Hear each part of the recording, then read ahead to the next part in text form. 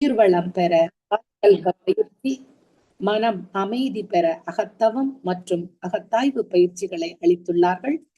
இத்தகைய சிறப்பான மனவளக்கலை எனும் வாழ்க்கை கல்வியை உலக சமுதாய சேவா சங்கம் ஸ்கை யோகா இணைய வழியே 12 நாட்கள் அடிப்படை பயிற்சியாகவும், அதனைத் தொடர்ந்து 4 மாதங்கள் சான்றிதழ் கல்வியாகவும் நம் இல்லம் தேடி வந்து அளித்து வருகின்றது.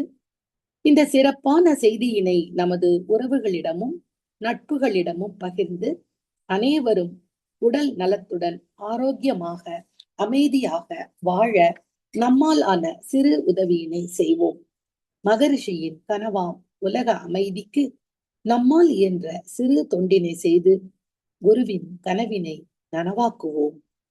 மேலும் விவரங்களுக்கு குண்டலினி யோகா .edu.in இணையதளத்திற்கு செல்லவும். வாழ்க வளமுடன். தவத்தினை தொடர்ந்து இன்சொல் பேசு என்ற தலைப்பில் சிந்தனை விருந்து வழங்க பேராசிரியர் அருள்நிதி கலைச்செல்வி சிவகுமார் அம்மா அவர்களை அன்போடு அழைத்து அமர்கின்றோம். வாழ்க வளமுடன் அம்மா. வாழ்க வளமுடன் அம்மா. முதற்கண் அருமையான நித்யானந்த தவத்தை நடத்தி தந்த பேராசிரியர் அருள்நிதி சந்திரா ஸ்ரீனிவாசன் அம்மா அவர்களை வாழ்த்தி மகிழ்வோம். பேராசிரியர் சந்திரா ஸ்ரீனிவாசன் அம்மா அவர்கள் வாழ்க வளமுடன். அவர்களுடைய அன்பு குடும்பம் வாழ்க வளமுடன். அருட்பேராற்றல் கருணையினால் உடல் நலம், நீளாயுள், நிறை செல்வம், உயர் புகழ், மெய்ஞானம் ஓங்கி வாழ்க வளமுடன். அவருடைய ஆன்மீக தொண்டு மேன்மேலும் சிறப்புற்று வாழ்க வளமுடன். அனைவருக்கும் இனிய மாலை வணக்கத்தோடு இன்று நாம் எடுத்துள்ள தலைப்பு இன்சொல் பேசு. மனித குலத்திலேயே பேசு, சொல், மொழி அப்படின்றது ஒருவருடைய கருத்தை இன்னொருவர் பகிர்ந்து கொள்வதற்காக, உணர்வுகளையும் கருத்துக்களையும் பகிர்ந்து கொள்வதற்காகத்தான் மொழி அப்படின்றதே வருது.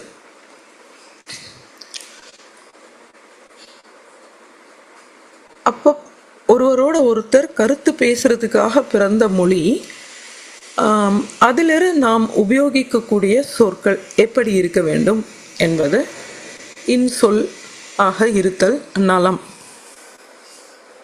இனியவை கூறல் என்ற தலைப்பில் நமக்கு ஐயன் திருவள்ளுவரும் நிறைய கருத்துக்கள் கொடுத்துருக்குறாங்க. சொல் அப்படின்றதே ஒரு உச்சரிப்பு இல்லைங்களா? ஒரு உச்சரிப்பு. அது ஏன் இவ்வளோ முக்கியத்துவம் கொடுக்குறாங்க? இன்சொல் பேசு. பொதுவாக நாம் பேசும் பொழுது இன்சொல் அப்படின்னு நாம் நினச்சோன்னா பொதுவான கருத்து என்னென்னா, இன்னொருவர் நலமடைவதற்கு, இன்னொருவர் மகிழ்வதற்கு அப்படின்னு சொல்கிறோம். இந்த இன்சொல் அப்படின்றது இன்னொருத்தருக்கு அவரை மேம்படுத்துது, இல்லைன்னா அவரை மகிழ்ச்சி ஊட்டுது அப்படின்னு சொல்கிறோம். பொதுவான கருத்து அது இல்லைங்களா? அதில் ஆழ்ந்து அதை ஏன் அவ்வளோ முக்கியத்துவமாக நம்ம பார்க்குறோம்? இனிய சொல் பேசணும். நாம் எல்லோரும் மனிதன் அப்படின்னு சொல்லும் பொழுதே ஒருவரை ஒருவர் சார்ந்து தான் இருக்கிறோம். ஒரு குடும்பத்தில், ஒரு சமுதாயத்தில், நட்பு வட்டத்தோடு, தொழில் செய்யும் இடத்துல, மற்ற மனிதர்களோடு நாம் பகிர்ந்து தான் வாழறோம். கூட கருத்துக்களையும் அல்லது எல்லாவற்றையும் பகிர்ந்து தான் வாழறோம். அப்போ அவர்களோடு நாம் பேசக்கூடிய, நம்மளுடைய கருத்துக்களை எடுத்து சொல்லக்கூடியது கடினமான சொற்களாக இருந்தால், அப்போ அந்த உறவு யாரோட இருந்தாலும், குடும்பத்திலையும் சரி, மற்றவர்களோட சமுதாயத்திலையும் சரி, சொல்லக்கூடிய சொல் இனிமையாக இருந்ததுன்னா நமக்கு அது இன்மை பயக்கும். முதல்ல இனிமை பயக்கும், நம்மளுடைய உறவையும் மேம்படுத்தும் இல்லைங்களா?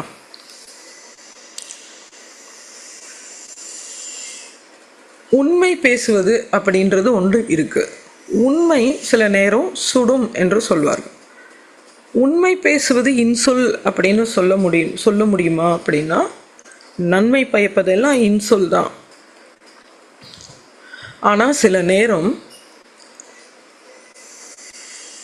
திருத்த வேண்டிய நேரத்தில் அதை சொல்ல வேண்டிதான் இருக்கு. அப்போ அதுவும் பிறருடைய நலன் கருதி சொல்றதுனால அது இன்சொல் அப்படின்னு சொல்கிறோம். அதையும் நல்ல விதத்தில் சொல்ல முடியும்னா சிறப்பாக இருக்கும் இல்லைங்களா? யாருக்குமே தன்னுடைய குற்றத்தை இன்னொருத்தர் எடுத்து சொல்கிறது பிடிக்கிறது இல்லை. எல்லோருக்குமே மற்றவர் உளம் வருத்தாது சொல்றதுன்றது பிறப்பிலேயே எல்லாருக்கும் வாய்த்திருக்குதுன்னா இல்லை. ஒரு சிலருக்கு அது கைவந்த கலை. இனிமையாக தேன் ஒழுக பேசுறது, மற்றவங்க மனசு வருந்தாமல் பேசுறது சிலருக்கு பிறப்பிலேயே வரலாம். பலருக்கு அது எட்டாக்கனியாக தான் இருக்கும். பழகித்தான் நாம் அதை அடையணும். நயன் ஈன்று நன்றி பயக்கும் பயன் ஈன்று பண்பின் தலைப்பிரியா சொல் அப்படின்னு சொல்கிறார் திருவள்ளுவர்.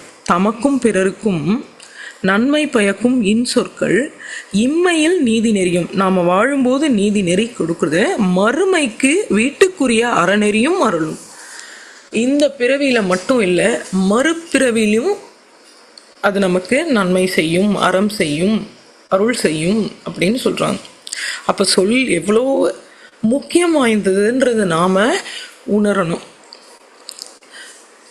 சொல் அப்படின்றது நாம் முன்னையே பார்த்தோம், அது ஒரு உச்சரிப்பு, ஒரு ஓசை. ஓசை அப்படின்ற நாதம் அப்படின்றது தான் அனைத்துமே உருவாவதற்கு அடிப்படை. இந்த ஆழ்ந்து சிந்தித்தோமே ஆனால் இந்த உலக உற்பத்தியில் முதல் தோன்றியது என்ன அப்படின்னு சொல்கிறீங்கன்னா ஓசை தான் சொல்கிறாங்க, நாதம். இந்த நாதத்திலிருந்து தான் பிறக்குது அப்படின்னு சொல்கிறாங்க. அந்த நாதத்தை தான் நாம் பேசும் சொற்களும் அந்த உச்சரிப்பில் அந்த ஓசை அதற்கு ஒரு பலன் பயன் எல்லாம் தொக்கி இருக்குது. அப்போ நம்ம பேசும் பொழுது எவ்வளவு யோசித்து பேசணுன்றதுக்காக இதை சொல்கிறேன்.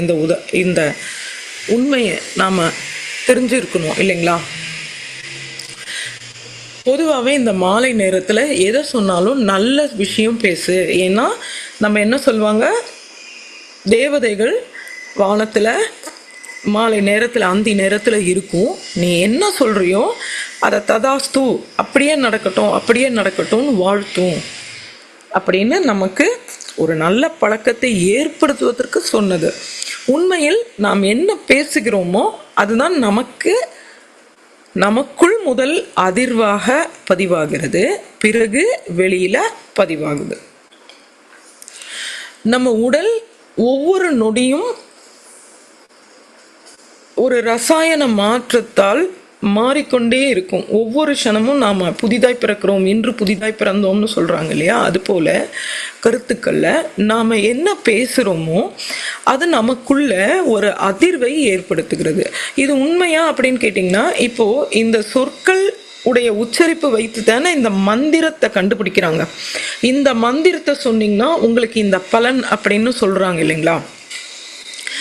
குழந்தை இல்லாதவங்களுக்கு கல்வி நல்லா வரணும் அப்படின்னா இந்த மந்திரத்தை சொல்லுங்க அப்படின்னு சொல்கிறாங்க. ஸோ அப்படின்னா என்ன அர்த்தம்?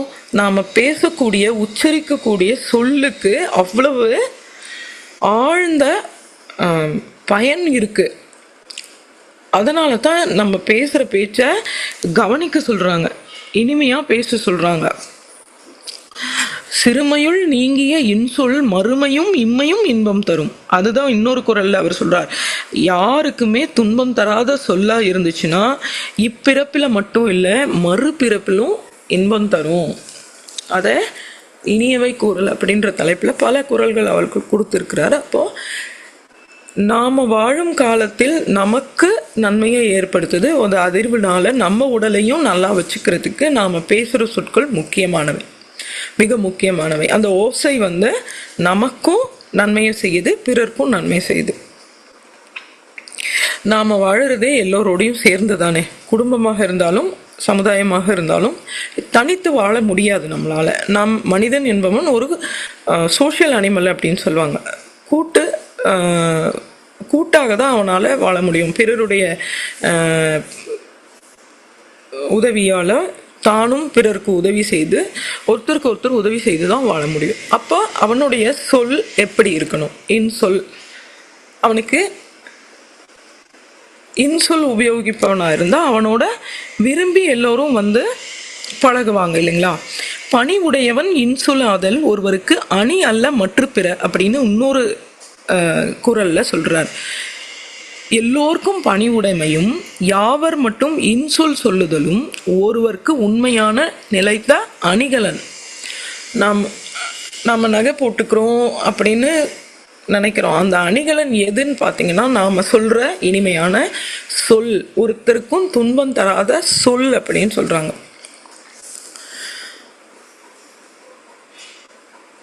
இப்போ நமக்கு ஏற்கனவே தெரியும், எந்த ஓசையும் நாம் ஒரு முறை உச்சரிக்கிறது அது பல முறை நமக்கு பதிவாகிறது மட்டும் இல்லை, வெளி இடத்துல அலை இயக்கம் அப்படின்ற விதத்தில் பல முறையாக அது பதிவாகுது, பல இடங்களில் பதிவாகுது, வான்காந்தத்தில் பதிவாகுது. அப்போ அது நமக்கே திரும்பி வரும்போது பல மடங்காகவும் திரும்பி வரும்ன்ற எச்சரிக்கை மணியும் நாம் உணர்ந்தாகணும். பேசும் பொழுது நம்ம சொல்கிற இன்சொல் நமக்கே நன்மை தருவதாக அமைய வேண்டுமானால் என்ன சொல் பேசணும் அப்படின்றத யோசித்து பேசணும். ஒவ்வொரு குறளில் நாம் என்ன பார்க்குறோன்னா அதனோட முக்கியத்துவம். அப்போ அதற்கு அணிகலன் அப்படின்னும் பொழுது நாம் எப்படி பத்திரமா வச்சுக்கணும், நாம் என்ன பத்திரமா பேசணும், யோசித்து பேசணும் அப்படின்றத நாம் மீண்டும் சிந்திக்கிறோம். சொல்லுக்கு இவ்வளவு சிறப்பு இருக்கு.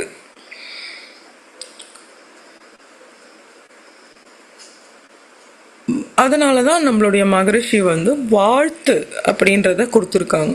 நம்ம வாழ்த்துறதுல சொல்லால தானே வாழ்த்துறோம். வாழ்க வளமுடன் இப்போ வாழ்த்துறோம் இல்லைங்களா.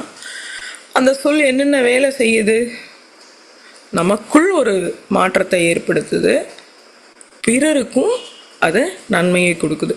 இப்போ வாழ்க வளமுடன் கேட்கும் பொழுதே கேட்பவர்கள், அது பழக்கம் இருந்தவர்களாக இருந்தாலும் சரி, பழக்கம் இல்லாதவர்களாக இருந்தாலும் சரி, அந்த இனிய சொல்ல கேட்கும்போது அவர்கள் முதலில் அவங்களுக்கு ஒரு மகிழ்ச்சி ஏற்படுகிறது இல்லையா, அவங்களுக்கும் ஒரு மகிழ்ச்சி ஏற்படுது. நம்மளை வாழ்த்துறாங்க, நம்ம நல்லா இருக்கணும்னு நினச்சி வாழ்த்துறாங்க, வாழ்க்கை வளமுடன் சொல்லும் போதே அவங்களுக்கும் ஒரு மகிழ்ச்சி ஏற்படுது.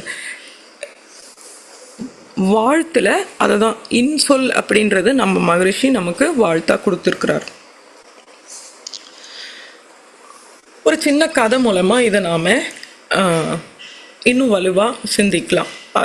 எதற்கு நாம் இதை பலவிதமாக நாம் சிந்திக்கிறோன்னா, ஆழ்ந்து ஆழ்ந்து நமக்கு பதிவாக வரும்பொழுது தான் நமக்குள்ளிருந்து எழக்கூடிய எண்ணங்களாகட்டும் சொல்லாகட்டும் நமக்கு வேண்டிய மாதிரி வரணும்னா நாம தான் நமக்கு வேண்டியதை பதிவு செய்யணும். ஒரு குட்டி பையன், சின்ன பையன் இருக்கிறான். அவனோட பள்ளிக்கு போயிட்டு வந்தால் எப்பொழுதுமே குறை சொல்லிகிட்டே இருக்கிறான். என்னோட எல்லாரும் சண்டை போடுறாங்கம்மா, என்கிட்ட யாரும் அன்பாக பேசுறது இல்லை, எனக்கு சொல்கிறது வந்து எனக்கும் அவங்களுக்கும் எப்போவுமே ஒத்து வர மாட்டேங்குது, சமாதானமே இல்லை, கோவமாக தான் எல்லாம் பேசுகிறாங்க அப்படின்னே சொல்லிட்டு இருக்கிறான். அவங்க அம்மாவுக்கு புரியுது, நீ அன்பா பேசுப்பா, பொறுமையா இருப்பா அப்படின்னு அவங்களும் சொல்லி சொல்லி பார்க்குறாங்க. ஆனால் அந்த பையனுக்கு புரியலை. போமா, நீ தான் என்னதான் சொல்ற, அவங்களெல்லாம் நீ புரிஞ்சிக்கவே மாட்டேன்ற, அவங்க தான் என்கிட்ட அப்படி பேசுறாங்க அப்படின்னு சொல்றாங்க. அப்போ அந்த குட்டி பையனுக்கு அம்மா வந்து என்ன நினைக்கிறாங்க, சரி இவனுக்கு எப்படியாச்சும் இந்த கருத்தை வந்து இவனுக்கு புரிய வைக்கணும் அப்படின்றதுக்காக ஒரு உதாரணம் கொடுக்குறாங்க. என்ன உதாரணம் கொடுக்குறாங்க, தம்பி நம்ம வீட்டுக்கு அருகாமையில் ஒரு குட்டி மலை இருக்கு இல்லையா, அங்கே நான் சொல்கிறத நீ செஞ்சுட்டு வா, அங்கே ஒரு அருமையான பையன் இருக்கான், ரொம்ப நல்ல பையன், ஒரு குட்டி பையன், உன்ன மாதிரியே ஒரு குட்டி பையன் அங்கே இருக்கிறான். அவன் ரொம்ப நல்ல குணமுடையவன், ஆனால் அவன் அவ்வளோ எளிதாக உன் கண்ணுக்கு தெரிய மாட்டான். நீ எப்படியாவது அவன்கிட்ட பேசி நல்ல விதமாக பேசி அவனை நம்ம வீட்டுக்கு கூட்டிகிட்டு வா அப்படின்னு சொல்கிறாங்க. நீ வந்து உண்மையிலேயே நீ நல்லா தான் பேசுகிற, மற்றவங்க தான் உன்கிட்ட தப்பாக பேசுகிறாங்க அப்படின்றத நீ நிரூபிக்கணும். அப்போ நான் சொல்கிற இந்த பையனை போய் அன்பாக பேசி கூட்டிகிட்டு வா அப்படின்னு சொல்கிறாங்க. அப்போ இந்த குட்டி பையன் என்ன சொல்கிறான், சரிம்மா நான் வந்து உங்களுக்கு நிரூபிக்கிறேன், நான் நல்லா தான் பேசுகிறேன் அப்படின்றத நிரூபிக்கிறேன்னு சொல்லிட்டு அவன் அந்த மலைக்கு பக்கத்தில் இருக்கிற மலைக்கு போகிறான். அங்கே தேடி தேடி பார்க்குறான். யாரையும் அவனுக்கு கண்ணில் கிடைக்கல, யாருமே இருக்கிற மாதிரி தெரியல. டேய் யாருடா நீ, நீ நல்ல பையனாமே, வாடா வெளியில் அப்படின்னு சொல்கிறான்.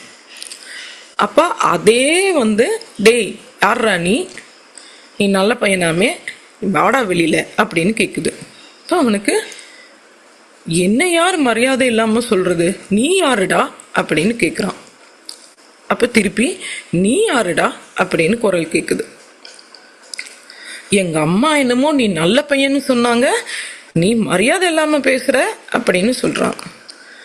எங்கள் அம்மா என்னமோ நீ நல்ல பையன்னு சொன்னாங்க, நீ மரியாதை இல்லாமல் பேசுகிற அப்படின்னு குரல் திருப்பி கேட்குது. இவனுக்கு ஒன்றும் புலப்படலை. தேடி தேடி பார்த்தாலும் யாரும் கிடைக்கல.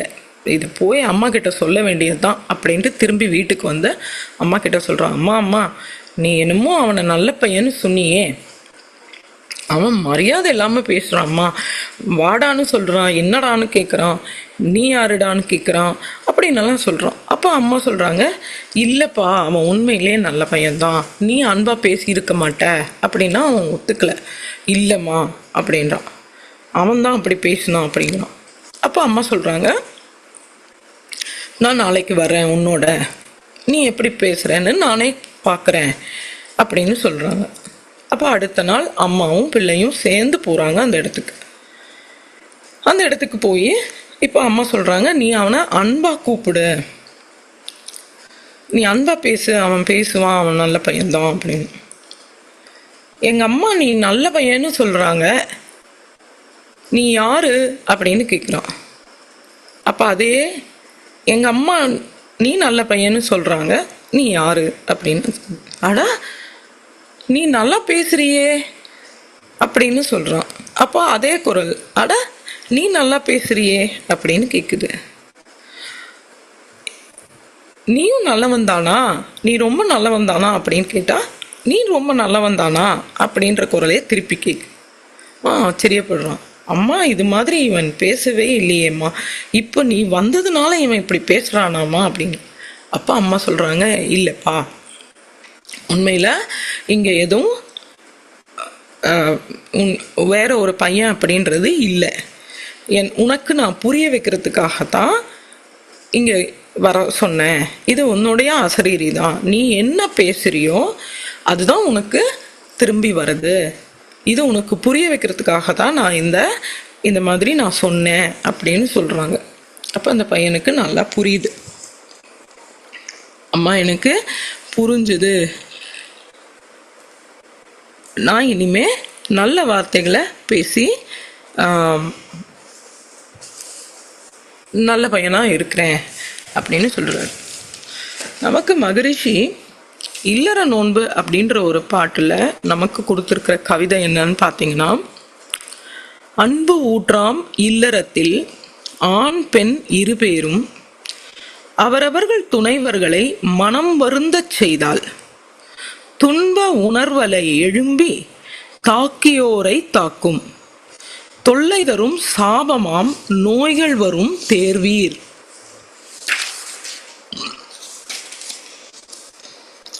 இன்ப ஊற்று இருவரிடை பெருக வாழ்த்தலோடு இன்முகமும் பொறுமை தியாகம் தகைமை காட்ட வேண்டும். தன் புகழ் விளங்கும் நல்ல தரமுடைய மக்கள் தழைப்பார்கள் இவ்வாழ்வை ஆய்ந்து கண்ட உண்மை. நாம் இப்போ வீட்டில் இருக்கிறோம், கணவன் மனைவி முக்கியமான உறவு, உலகத்தில் இருக்கக்கூடிய எல்லா உறவுகள்லையும் மிக முக்கியமான உன்னதமான உறவு அப்படின்றது கணவன் மனைவி உறவு. அவர்கள் எப்படி ஒருத்தர் பேசிக்கிறாங்க அப்படின்னு பார்க்குறார் மகரிஷி. அப்படி அவங்க பேசிக்கிறது, அது அன்பு ஊற்றா இருக்கணும். இல்லறம் அன்பு ஊற்றா இருக்கிறது இடத்துல, இல்லறத்துல அவங்க மனம் வருந்த பேசினார்களே ஆனால், ஒருத்தர் மனம் வருந்த இன்னொருத்தர் பேசினாங்க அப்படின்னு சொன்னால் அந்த துன்ப உணர்வலை எழுப்பி தாக்கியோரை தாக்கும். யார் பேசுனாங்களோ, யார் இடமிருந்து பேசப்பட்டதோ எல்லாரையும் தாக்கும். இது சாபமாக மாறும் அப்படின்னு சொல்றார். அப்ப பேசும் பேச்சு எவ்வளவு முக்கியமானதுன்னு பாருங்க. சாபமாக வந்துச்சுன்னா அந்த குடும்பத்தில் நோய் வரும், அடிக்கடி நோய் வரும். இன்ப ஊற்றாக வாழ வேண்டிய வாழ்க்கை, இன்முகமும் பொறுமை தியாகம் இதையெல்லாம் காட்ட வேண்டிய வாழ்க்கையில், நல்ல தரமுடைய மக்கள் புகழ் பெற விளங்க வேண்டிய வாழ்க்கையில், இல்லறத்தில் நாம் இந்த சொல் உபயோகித்தால் என்ன நடக்கும்?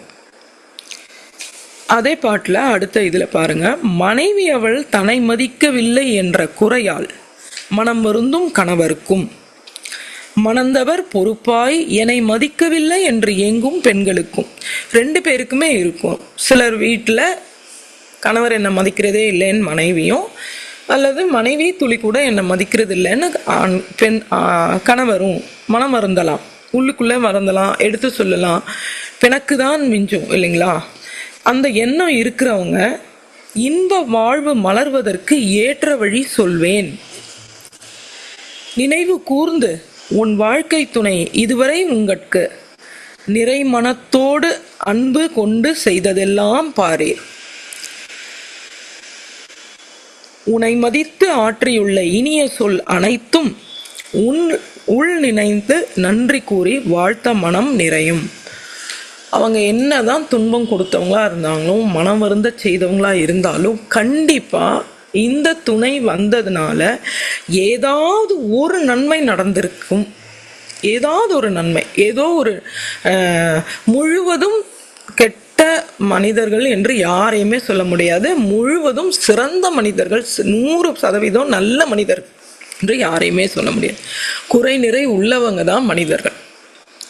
அப்போ ஒருவர் குறை நிறைய எடுத்துக்காட்டி சுட்டி காட்டி அவர்கள் மனம் வருந்த செய்வதை விட, அவர்களுடைய நிறையை நினைந்து நல்ல உள்ளத்தோடு அவர்கள் செய்த நன்மையை நினைந்து அந்த நன்மைக்காக அவர்களை மனமாற வாழ்த்தி, அந்த வாழ்த்துற செயலை நாம செய்துட்டு இருக்கோம்னா, இந்த வாழ்த்துற செயலே ஒரு இனிய சொல் இல்லைங்களா? நீங்க நேரில் சொல்லலைன்னா கூட பரவாயில்ல, மனதால நாம நினைத்தாலும் மதித்து ஆற்றியுள்ள இனிய செயல் அனைத்தும் உள் நினைந்து நன்றி கூறி வாழ்த்த, நம்ம மனசுலயே நினைச்சு அந்த நல்லதை நினைச்சு வாழ்த்தணும்னு சொல்றாங்க. நம்ம கோபத்துல இப்படியெல்லாம் பண்ணாங்களே, இவங்களை போய் எப்படி வாழ்த்துறதுன்னு சில பேர் நினைக்கலாம். வாழ்க்கை துணை அல்லது குடும்பத்தில் நமக்கு வந்து சேர்ந்துள்ள உறவுகள் எல்லாமே நம்மளை கடை தேறுவதற்கு வந்த உறவுகள். நம் வாழ்க்கையில் எந்த நமக்குள்ள இருக்கிற பதிவுகளை நீக்குவதற்காக வந்த உறவுகள். அது ஆழ்ந்த கருத்துக்களை நாம் ஆழ்ந்து படிக்கும்போது சிந்திக்கும் பொழுது தான் அதனுடைய தெளிவு நமக்கு தெரியும். ஆனால் உண்மையில் எங்கும் நீக்கமர நிறைந்தது இறைவன் அல்லவா? அப்போ எல்லா உருவத்திலும் இருக்கக்கூடியது இறைவன் தான் அல்லவா? இறைவன் இப்படி ஒரு துன்பத்தை தருவார்களா என்றால் அறியாமையால் செய்கிறார்கள். அவர்கள் உணர்ந்தாங்கன்னா, யாருமே உணர்ந்தாங்கன்னா தவறு செய்ய மாட்டாங்க. அதற்கு தான் எல்லோரையும் ஆன்மீகத்தில் ஈடுபடுத்துகிறோம். உயர்வதற்கு, மனம் உயர்வதற்கு, அவர்களுடைய பிறவி உயர்வதற்கு நல்ல பாடங்களை கற்றுத்தருகிறார்கள். தவம் செய்யுங்க, தற்சோதனை செய்யுங்க, உங்களுடைய நமக்குள்ளேயே நம்ம என்ன இருக்குது அப்படின்றத பார்க்குறதுக்கு, உயர்த்துறதுக்கு தான் நமக்கு இந்த பாடங்களை எல்லாம் கொடுக்குறாங்க. அப்போ இவங்கெல்லாம் யாரு? நமக்குள்ள இருக்கிற பதிவை நீக்கிறதுக்கு வந்த உறவுகள். அப்படி நினைச்சாவே நமக்கு துன்பம் அதிகமாக கொடுக்குறவங்க யாரோ அவங்க தான் நம்மளுடைய எல்லா பதிவுகளையும் சட்டுன்னு நீக்கக்கூடியவர்கள்னு நம்ம நினைக்க ஆரம்பிச்சிட்டோம்னா, அப்போ அவங்கள நம்ம எப்படி இன்சொல் தானே வரும், நல்லா இருங்க, என்னுடைய பதிவுகள் எல்லாம் போக்கிட்டீங்க. அப்போ நம்ம மனசில் நிறைவோட அவங்க வாழ்த்தும் பொழுது நம்ம உடலில் மாற்றம், நல்ல மாற்றம் தான் ஏற்படும்.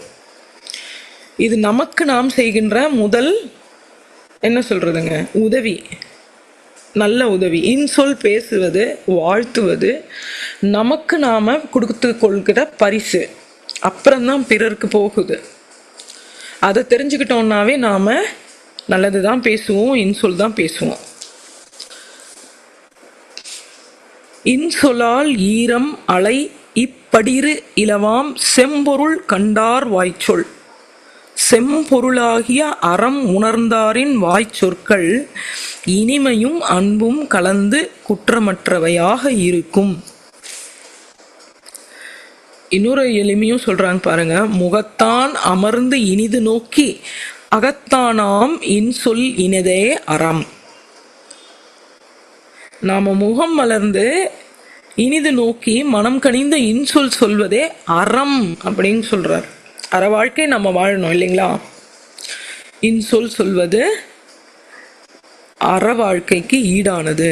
அகன் அமர்ந்து ஈதலின் நன்றே முகன் அமர்ந்து இன்சுலன் ஆகப் பெறின். மனம் மகிழ்ந்து ஈவதை விட, ஒரு பொருளை எடுத்து இன்னொருத்தருக்கு கொடுக்கறத விட இன்னும் சிறப்பு என்னன்னா இன்சொல் சொல்வது நன்று. முகம் மலர்ந்து இன்சொல் சொல்வது நன்று. அதற்கு எந்த செலவும் இல்லை. ஒரு முயற்சி மட்டும் தேவை, உள்ள அன்பு தேவை. முகம் மலர்ந்து நாம் சொல்லக்கூடிய இந்த இன்சொல் நம்மையும் வாழ வைக்கும், கேட்கும் அனைவரையும் வாழ வைக்கும். இது இம்மைக்கும் மறுமைக்கும் எல்லாவற்றுக்கும் சொல்லும் அறம் நன்மை பயக்கும். அப்படின்னும் பொழுது நாம் ஏன் இதை பழக்கத்தில் கொண்டு வரக்கூடாது? இன்சொல் இனிது ஈன்றல் காண்பான் எவன்கொலோ வன்சொல் வழங்குவது. எதற்காக நாம் வன்சொல் வழங்க வேண்டும்? அது இன்சொல் தான் நான் இவ்வளோ விஷயம் தருது அப்படின்னு தெரிஞ்சிச்சுன்னா நாம் நிச்சயமாக நாம் எல்லோருமே கேட்குற எல்லோருமே வன்சொல்லை தவிர்ப்போம். இன்சொல் பேச பழகுவோம். அதற்கு எளிமையான ஒரு பயிற்சியாக தவம் செய்து வாழ்த்தி மகிழ்வோம். இதுவே இன்சொல்லுக்கு முதல் படி அப்படின்னு சொல்லிட்டு, நமக்கு எல்லாருக்கும் தெரிஞ்ச ஒரு குறள், இனிய உளவாக இன்னாத கூறல் கனி இருப்ப காய் கவர்ந்தற்று. இன்சொல் இருக்கும்பொழுது, வாழ்த்து இருக்கும்பொழுது நாம் ஏன் வன்சொல் பேச வேண்டும்?